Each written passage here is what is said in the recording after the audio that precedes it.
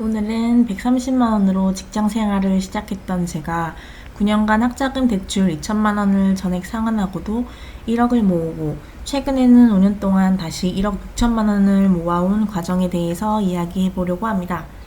첫 직장을 현재 꾸준히 다니고 있기에 이직으로 연봉이 갑자기 뛴 것은 아니고 월급이 물가 상승률 정도 오르는 평범한 월급을 받으며 꾸준히 실천해온 방법들을 소개하고자 합니다.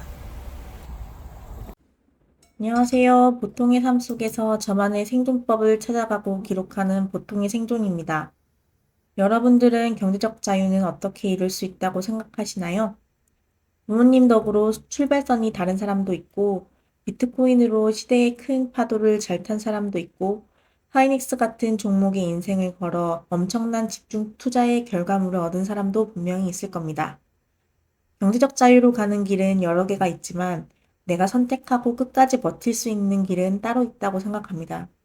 부모님의 덕도 세상의 운도 타이밍도 아닌 내가 통제 가능한 방식으로 좋은 선택을 오래 반복할 수 있는 구조를 만들면 결국 10년, 20년 뒤에는 경제적 자유를 누릴 수 있는 사람이 될 수 있다고 생각해요. 오늘은 제가 평범한 월급을 받으며 돈을 모아온 6가지 방법에 대해서 나눠보려고 합니다. 첫 번째, 나의 의지를 믿지 않고 환경을 구축하는 겁니다. 소비를 잘 통제하고 꾸준히 저축을 이어가 나가기 위해서는 의지만으로는 어려웠어요. 이번 달에는 진짜 아껴야지. 이번엔 진짜 카드값 줄여야지. 매번 다짐을 해도 어느 순간 보복 소비로 돈을 몰아서 엄청 쓰게 되더라고요. 그래서 돈이 모일 수밖에 없는 환경을 먼저 만들었어요. 월급 통장으로 들어오는 월급에 이름표를 붙여 각각의 통장으로 자동이체를 걸어놓고 미리 세워둔 예산의 범위 안에서 꾸준한 저축과 합리적인 지출을 하는 훈련을 했습니다. 다음 달 월급을 먼저 땡겨서 소비를 하게 만드는 카드를 완전히 잘라서 없애기 전까지는 자꾸 적금하기로 한 돈을 빼서 쓰게 되더라고요. 정리하기 위해 딱 한 달만 지출을 극도로 줄이고 체크카드를 사용한다면 남아있는 통장 잔고가 우리의 소비를 막아주는 브레이크 역할을 해주니까 꼭 실천해 보셨으면 좋겠어요. 두 번째는 구독 서비스를 정리하는 것입니다. 한 번 줄이면 매달 자동으로 절약되는 돈인데요. 과거에 내가 의욕적으로 결제한 구독 서비스가 지금의 내 생활에도 실제로 도움이 되는지, 생산성을 높여주는 서비스인지, 한 달에 한 번 이상 제대로 쓰고 있는지 생각해보고 이 기준에 맞지 않는 구독은 과감히 정리했습니다. 자기 개발을 제대로 해보겠다고 마음 먹고 클래스 101 강의를 구독했는데요. 처음 며칠은 열심히 들었지만 어느 순간 거의 접속하지 않게 되더라고요. 그리고 집에서 운동을 시작하겠다고 구독한 야피 사이클과 부동산 공부를 할 때 구독했었던 구글 스토리지와 에버노트 등 구독료는 매달 자동으로 빠져나가는 돈이라 생각보다 무감각해지더라고요. 한 달에 2, 3만 원이 크게 느껴지지 않을 수도 있지만 이게 여러 개가 쌓이고 1년 단위로 생각해 보면 꽤 큰 돈이에요. 과거에는 나에게 필요했던 서비스였지만 지금은 반드시 필요한 게 아닐 수 있고 이렇게 정리한 구독 서비스는 한 번 줄이면 더 이상 나의 의지력을 쓰지 않아도 매달 절약하는 돈이니 여러분도 구독하고 있는 서비스들을 정리하는 시간을 갖는 것을 추천드립니다. 세 번째로는 꾸민비입니다. 제가 백수 시절 용돈 30만 원으로 버텼던 제가 취업을 해서 나의 시간과 맞바꾼 첫 월급을 받으니까 돈이 너무 쓰고 싶어지더라고요. 지인들 결혼식이나 중요한 모임에 갈 때 저도 그럴듯한 가방 하나쯤은 있어야 할 것 같았거든요. 그래서 그 당시 월급의 2배쯤 되는 가방을 하나 샀었어요. 처음에는 저도 어른이 된 것 같은 기분이 들어 너무 좋았는데 막상 지내다 보니 중요한 모임이라는 건 존재하지 않았고 가방은 무겁기만 하고 비 오면 젖을까 들고 다니면 흠집 날까 신경 쓰여 집에만 거의 모셔만 두다가 결국 중고로 처분했어요. 이 경험 덕분에 하나는 확실히 알게 됐어요. 저에게 좋은 가방은 비싼 가방보다는 아무렇게나 편하게 들 수 있는 가방이 최고라는 것을요.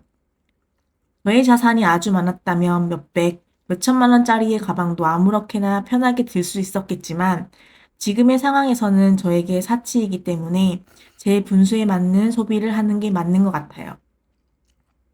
그리고 화장품입니다.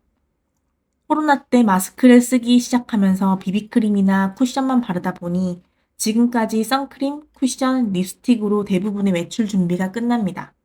막상 종류별로 사도 끝까지 다 쓰기보다는 유통기한이 지나버려 버리게 되는 제품들도 많았거든요. 나에게 필요하지 않는 소비를 덜어내고 내 생활에 진짜 잘 맞는 것만 남기는 과정이 필요하다고 생각해요. 네 번째는 절약의 핵심, 외식비 줄이기입니다. 가장 체감이 컸던 절약 방법인데요. 요즘 외식 물가가 살벌하잖아요. 한식 뷔페에 가도 1인당 10,000원을 하고, 돼지 껍데기는 삼겹살 집에서 서비스로 나오던 게 아니었나요? 이제는 150g당 9,000원을 주고 사 먹어야 하더라고요. 소고기라도 먹는 날에는 큰 마음을 먹고 가야 하는 게 현실이에요. 그렇다고 소중한 사람들과 함께하는 외식까지 완전히 끊을 수는 없지만, 귀찮거나 피곤하다는 이유로 음식을 사 먹는 게 반복된다면 지출을 점검해 볼 필요가 있다는 거죠. 대단한 요리는 아니지만 재료와 조리법이 간단한 메뉴를 몇 가지 정해두고 그 안에서 메뉴를 돌려가며 집밥을 해 먹으면 오늘을 뭘 먹어야 할지 고민하는 시간도 줄고 외식비 방어에 확실히 도움이 돼요. 그래도 가끔씩 바깥 음식을 먹고 싶을 때는 저는 땡겨요 앱을 활용해요. 공공형 배달 앱인데 지역에 따라 온누리 상품권이나 지역 화폐로 결제가 가능하고 일부 매장에서는 추가 할인 쿠폰을 뿌리니 체감 혜택은 더 크게 느껴지더라고요. 외식을 완전히 끊는 게 아니라 평소 식사를 집밥으로 바꾸고 집밥의 기준을 낮춰 오래 지속하는 것이 외식비 방어의 핵심이에요. 다섯 번째는 관계의 정리입니다. 절약에 대해서 이야기하다가 갑자기 인간관계냐고요? 한 번만 들어보세요. 예전에 저는 모든 사람들에게 친절하려고 노력했던 사람이에요. 미움받기는 싫었고 거절을 한다면 관계가 멀어질 것 같은 불안감이 컸어요. 특히 사회생활을 하다 보면 갑자기 생기는 저녁 약속이나 술자리가 많잖아요.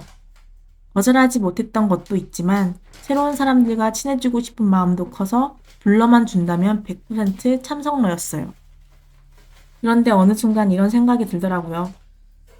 이렇게 만난 사람들은 대부분 그 시간 안에만 즐겁게 어울렸던 스치는 인연에 가까웠어요. 많은 사람들과 좋은 관계를 유지하기 위해서는 그만큼 나의 시간과 에너지를 써야 하는데 저는 그걸 잘 해내는 사람이 아니었어요. 지금 그런 모습이 제 스스로가 부족한 사람처럼 느껴지기도 했는데 제 안의 에너지를 지키는 방식으로 살아가는 사람이라는 것을 받아들이기로 했어요. 특히나 모임에서 오기로 한 사람이 갑자기 못 와서 저를 대타로 부른다면 그 자리는 선약이 있다고 정중하게 말하고 절대 가지 않아요. 사람은 사회적 동물이기 때문에 마음이 맞는 사람들과 맛있는 것을 먹고 편하게 이야기하고 서로 안부를 나누는 시간은 분명히 필요합니다. 하지만 모든 약속이 저에게 좋은 에너지를 주는 건 아니더라고요. 지금의 저는 매일 저녁 저와의 약속이 있는 사람입니다. 미리 약속되지 않은 저녁 약속은 잡지 않는다는 기준을 정해두니까 거절하는 것도 쉬워졌어요. 내 시간을 지키는 것도 나를 위한 중요한 선택이니까요. 정말로 소중한 인연들은 자주 만나지 못한다 하더라도 관계가 쉽게 끊어지지 않아요. 오히려 나를 소모시키는 만남을 줄일수록 진짜 중요한 관계에 집중할 수 있는 것 같아요. 관계 정리는 외로워지기 위해서 선택하는 것이 아니라 내 시간과 돈과 에너지를 정말 필요한 곳에 쓰기 위한 선택이에요. 여섯 번째는 파이프라인 늘리기입니다. 지출을 줄이는 것만큼이나 중요한 것은 소득의 한계를 넓히는 것이에요. 저는 초반 저항을 잘 못 버티는 편이어서 무언가 시작할 때 마음은 앞서지만 결과가 바로 보이지 않으면 금방 흔들리고 시간이 쌓여야 빛나는 일은 너무 어렵더라고요. 그런 제가 월급에 부수입을 만들기 위해 시도했던 방법 4가지에 대해서 다음 편에서 소개해 드리려고 합니다. 어쩌면 대단한 성공담은 아니지만 저처럼 늘 마음만 앞서고 실천이 어려웠던 분들에게 작은 시작의 힌트가 되었으면 좋겠습니다.